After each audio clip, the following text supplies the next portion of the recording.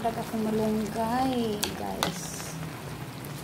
Sarap ang ating gulay. Ayan. Saluyot, okra, kalabasa.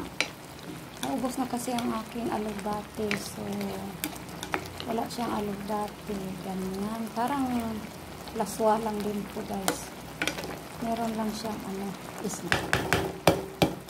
So, ganun lang kasimple ang aking ulam for today.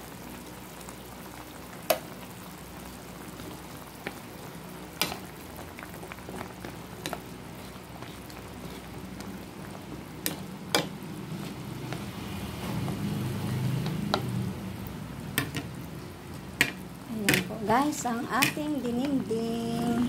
Nalagyan ko siya ng pechay kasi yung aking pechay ay nag-umpisa na siyang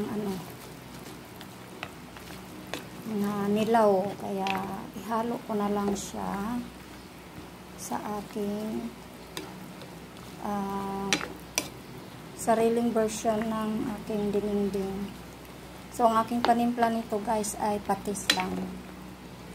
So ganun kasimple, guys, ang aking luto ng gulay. Walang mantika.